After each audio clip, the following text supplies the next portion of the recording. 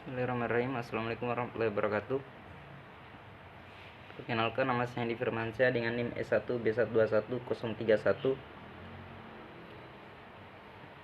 Untuk mengefisienkan waktu, langsung saja ke slide presentasinya, yaitu konsep pemilihan lokasi.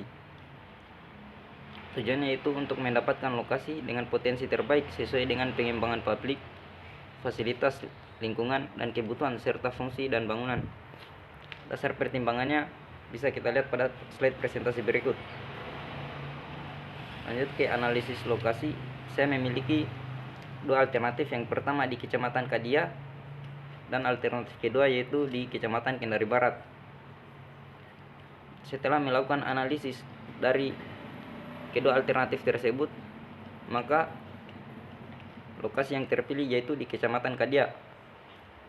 Selanjutnya masuk ke konsep pemilihan tapak.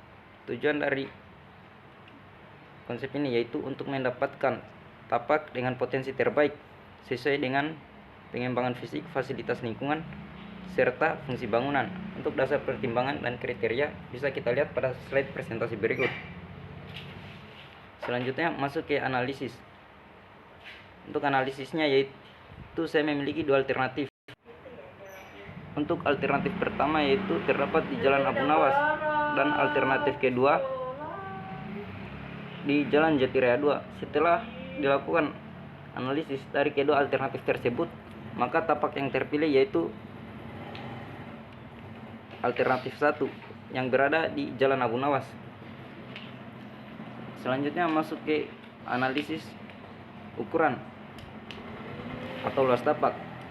Untuk ukuran sendiri yaitu memiliki lebar 30 meter dan panjang 50 meter. Dan untuk tanggapan rancangan bisa kita lihat pada gambar, itu taman diletakkan di depan. Untuk parkirannya sendiri diletakkan di samping kanan dan bangunan diletakkan agak ke belakang. Untuk garis simpanan bangunan yaitu 9,5 meter dan tidak memiliki jalur penembusan. Selanjutnya gambaran tanggapan bangunan rancangan.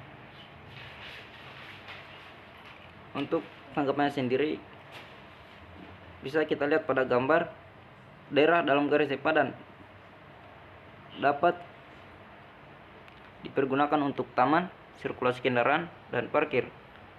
Dan untuk konturnya sendiri, kontur pada tapak cenderung rata. Dan untuk tanggapannya, penempatan bangunan diletakkan di posisi terbaik karena tapaknya sendiri cenderung rata. Selanjutnya masuk ke drainase. Untuk drainase sendiri, pada tapak sudah memiliki drainase. Jadi bangunan bisa sedikit ditinggikan agar terhindar dari masalah-masalah drainase. Selanjutnya vegetasi. Pada tapak terdapat pertumbuhan semak, terdapat pohon perdu, pohon kelapa, dan pohon pisang. Dan untuk tanggapan rancangannya yaitu pohon tanjung sebagai peneduh atau pohon pelindung, dan juga bisa diletakkan pohon gelondokan tiang sebagai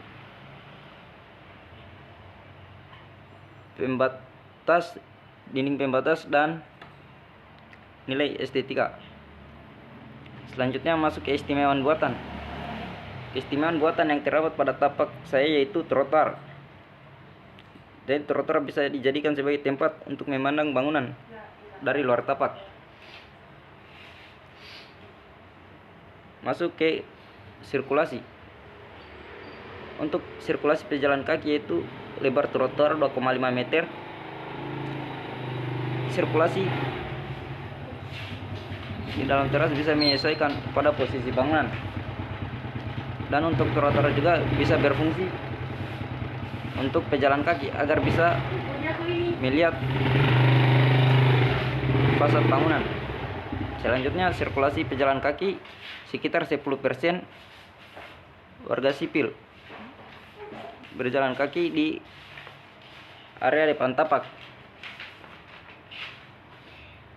Pintu masuk dibuat di depan tapak agar memudahkan pejalan kaki untuk mengakses tapak. Selanjutnya sirkulasi kendaraan. Untuk sirkulasi kendaraan sendiri dibuat pintu masuk di bagian timur laut tapak untuk jalur masuk kendaraan. Selanjutnya masuk ke view dari tapak. Terdapat Masjid Al-Muhajirin, kawasan perumahan, rumah warga, serta Tugu MTQ. Dan untuk tanggapannya sendiri yaitu dibuka pemandangan ke Taman MTQ serta di kawasan Tugu MTQ. Untuk di bagian kiri dihalangi menggunakan pohon agar tidak mengganggu peribadatan yang sedang berlangsung. Dan untuk bagian kanan serta belakang pemandangan tersaring ke arah perumahan warga. Selanjutnya pemandangan dari luar tapak.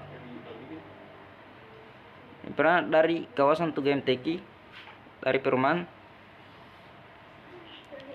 Untuk tanggapannya muka bangunan harus menyajikan citra umum.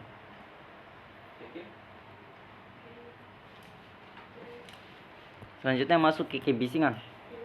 Kebisingan berasal dari kendaraan yang melintas karena merupakan jalur lalu lintas. Kebisingan yang berasal dari masjid cenderung rendah. Untuk tanggapannya sendiri bisa dibuat taman di depan tapak. Bangunan ditempatkan agak ke belakang untuk menghindari kebisingan, serta bangunan bisa menggunakan secondary skin. Selanjutnya masuk ke manusia dan budaya. Di area tapak terdapat kawasan MTQ Kendari, terdapat rumah orang tua, Masjid Al-Muhajirin. Selanjutnya masuk ke utilitas. Terdapat utilitas air kotor dan utilitas listrik. Bangunan dibatasi terhadap jalan guna menghindari masalah drainase atau saluran pembuangan.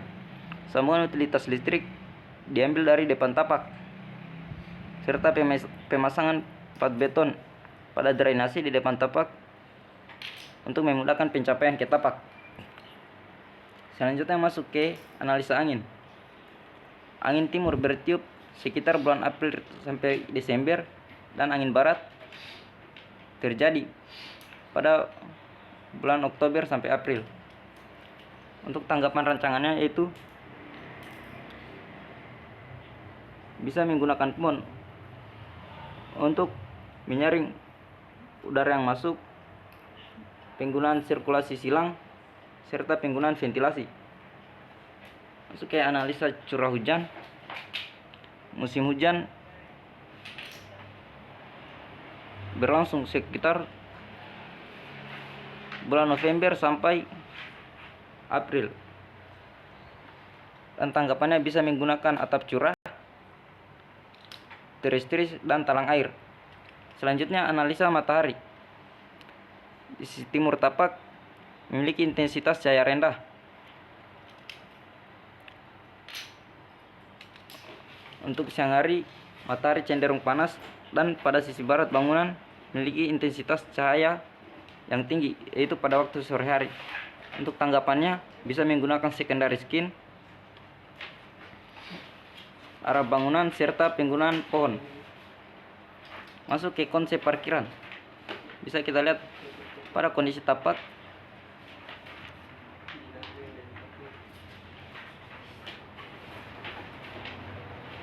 Untuk tapaknya sendiri belum ada akses masuk dan belum ada akses keluar.